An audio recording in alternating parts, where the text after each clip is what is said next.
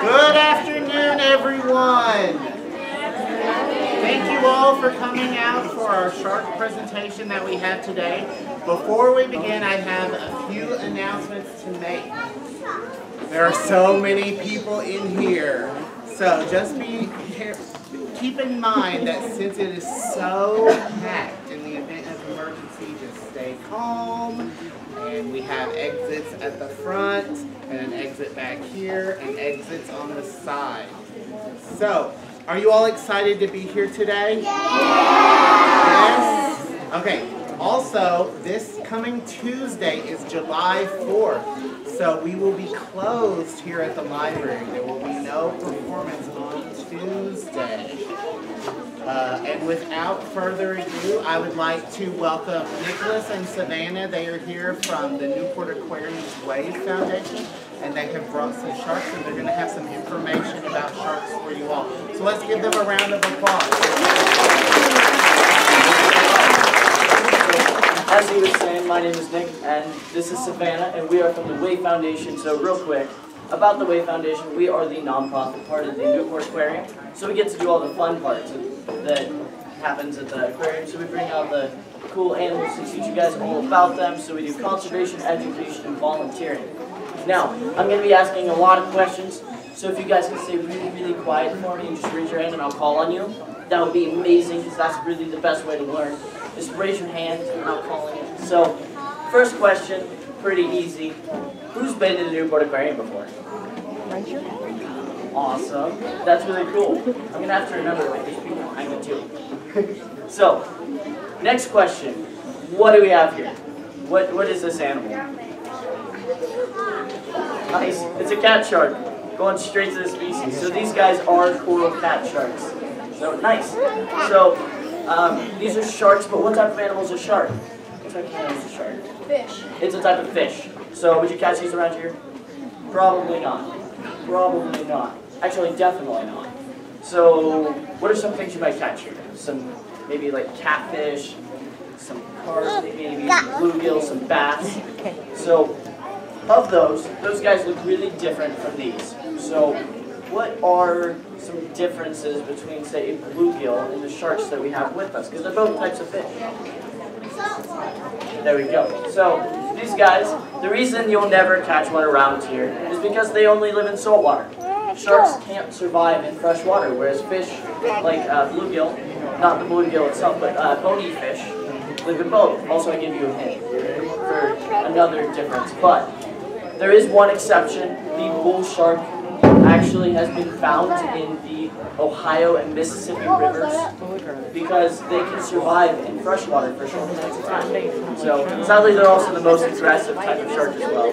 So I wouldn't recommend going to the Ohio and Mississippi personally.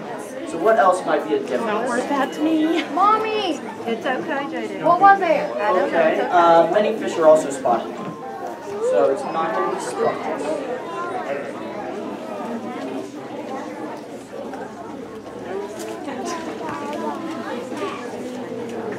Okay, so they both have a cat in the name for catfishing. These are cool cat sharks, definitely. What are some differences?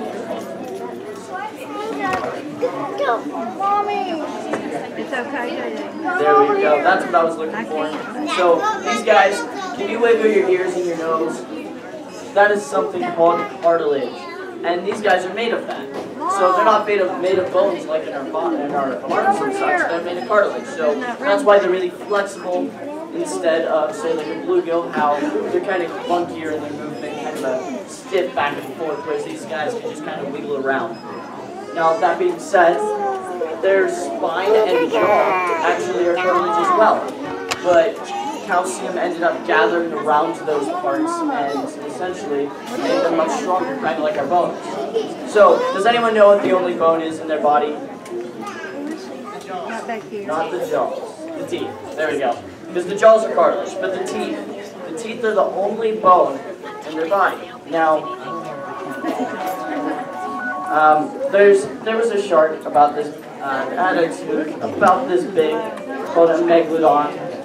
Kind of about them real quick. This guy was about 45 feet long, lived during the time of the dinosaurs. Luckily, they're extinct. But the reason that is the only remaining part we have from those guys is because it's bone. Whereas if you've ever seen a skeleton, they don't have noses, they don't have ears, because cartilage goes away over time. So we don't really have too many parts of sharks other than just their teeth.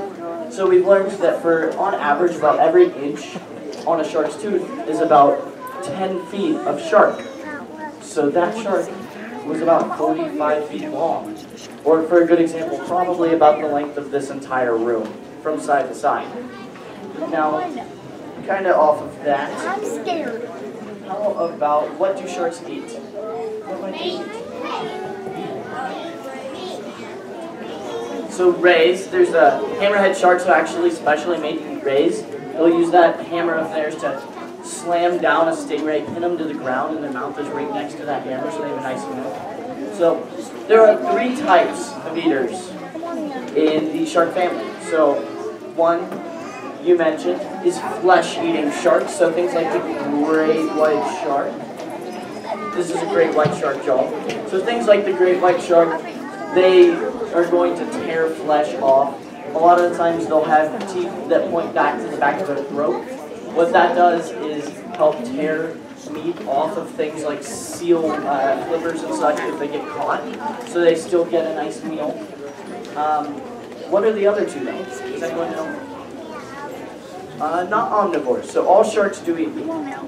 Good guess though. So bull sharks are flesh eaters. So there's 2 other types. They're going to have totally different mouths.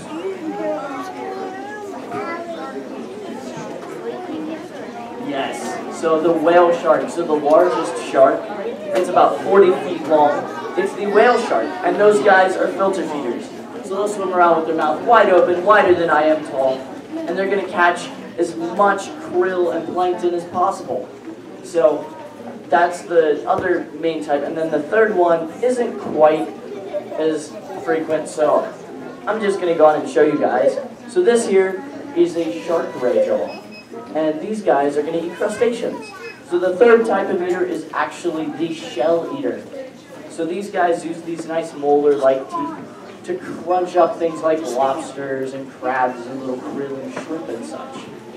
So these guys, we have 4 of them at the aquarium, and they actually just had babies. They're really, really cute, but they are now at the Adventure Aquarium in New Jersey, so that's really sad. But these guys eat restaurant-grade quality lobster, so I'm always really jealous as a hungry college student that they get better meals than I ever do. All right. So, do you guys think that sharks eat people? Raise your hand if you think they do. Raise your hand if you think they do not. I agree with this group. So, Savannah's going to hold up this nifty little thing that shows us why. So, sharks have really terrible vision in the water. So, essentially, they see this shape that looks kind of like a sea turtle or a sea lion. And a surfer looks really similar to that. And the surfer is going to be splashing around, almost like they're an injured fish. So, sharks think that this is this giant injured seal or something like that. And they're like, oh good, that's a nice easy meal. Because sharks like to eat things that are injured or sick. So, they'll be swimming around, see that, and detect this body. And they'll go up for what's called an exploratory bite. So they'll take this chunk. And if it's a great white shark or something like that, that's going to do a lot of damage. So, if that does happen, sadly a lot of people do die. But, they will always spit us out. Does anyone want to guess why? Why might they spit us out? We taste horrible. We eat things like McDonald's.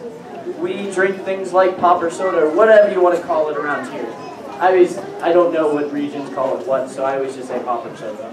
So, I always say pop, but I'm from Cincinnati, so that's why. But that aside, we taste absolutely horrible. We have too much iron in our blood. So a shark is going to taste us and just spit us out immediately and leave. Because they don't like the taste of iron and all of those other really gross things. Now, going off of that, what are some things that might eat sharks? What might eat a shark? Orcas, absolutely. So, orcas are killer whales. They actually have 15 to 20 pound brains, and they will hunt in packs to take down great white sharks. So they are actually the very top of the food chain. So what else? Humans. Humans, absolutely. So this can right here is a really, really horrible thing called shark fin soup.